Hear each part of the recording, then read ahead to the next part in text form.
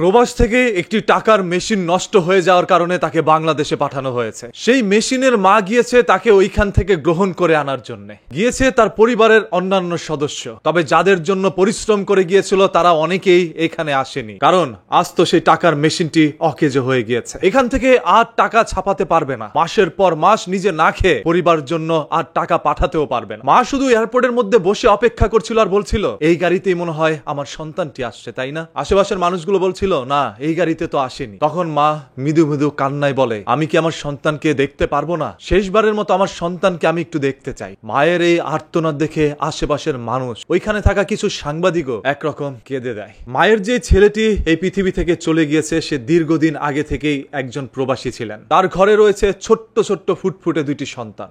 একটি সন্তানের বয়স প্রায় 9 মাস। এই 9 মাস বয়সে তিনি তার বাবাকে হারিয়ে ফেলেছে। সন্তানটি জানেও না আজ পৃথিবী থেকে ও কাকে হারায় ফেললো। এই বাবার শূন্যতাই হয়তোবা বেড়ে উঠবে এই সন্তান। সেই ছোট্ট বাচ্চাটির কপালে হয়তোবা লিখে আছে তিনিও একদিন প্রবাসে যাবে, তিনিও একদিন অনেক বড় একজন প্রবাসী হবে, মানে বছরের পর বছর প্রবাসে কাটিয়ে দিবে। এই যে প্রবাসী ভাইয়েরা বিদেশের মধ্যে থাকে, তারা নিজের চিন্তা কোনোদিন করে না। যখন নিজের শরীরটাকে অসুস্থ মনে হয়, তখন তার আশেপাশের মানুষগুলোকে ফোন দিয়ে বলে, আমি আর প্রবাসে থাকতে পারবো না, এখানে আমার ভালো লাগছে না। তার ভালোবাসার সব থেকে কাছের মানুষটাকে ফোন দিয়েও যখন বলে, আমি প্রবাস জীবনে আর থাকতে পারছি না, আমি বাসায় চলে আসতে চাই, তখন পরিবার থেকে বলা হয়, তুমি যদি এখন চলে আসো তাহলে আমাদের পরিবারের কি হবে? বিদেশে যাওয়ার সময় তো ঋণ করে কত টাকা দিয়ে তোমাকে পাঠানো হয়েছে, সেই সকল ঋণগুলো তো পরিশোধ করা হয়নি। বাড়ি সবেমাত্র 2 তলা হয়েছে, এই বাড়িটি 5 তলা হোক যাতে ভাড়া দিয়ে খেতে পারি, আর কিছুটা দিন ধৈর্য ধরো। সেই অসুস্থ শরীরে প্রবাসে থেকেই তিনি কাজ করে যায় পরিবারের সুখের জন্য। নিজের কথা বিন্দু মাত্র চিন্তা করে না প্রবাসীরা। আপনার কাছে কষ্ট লাগুক আর না লাগুক, এটাই চরম সত্য,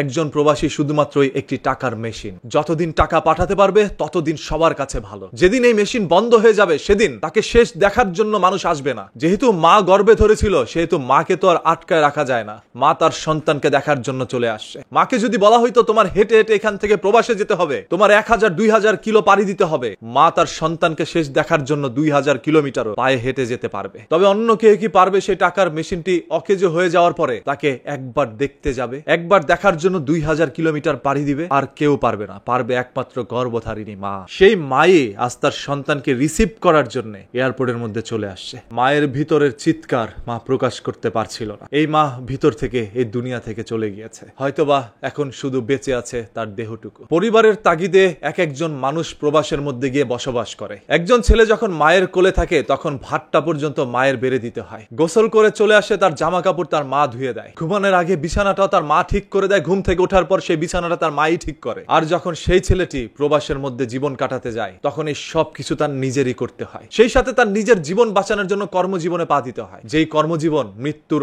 আগ পর্যন্ত চলতেই থাকে। সেই জীবনটি কোনোভাবে আর থামে না। যেদিন থেমে যায়, সেদিন তার জন্মস্থানের মানুষই তাকে শেষবারের মতো বিছানাটি করে দেয়, যে বিছানা থেকে আর কোনোদিন উঠে দাঁড়াতে পারে না। একজন প্রবাসী আপনার জন্য পরিশ্রম করছে, সারা জীবন কঠিন পরিশ্রম করে অর্থ পাঠাচ্ছে আপনার জন্য।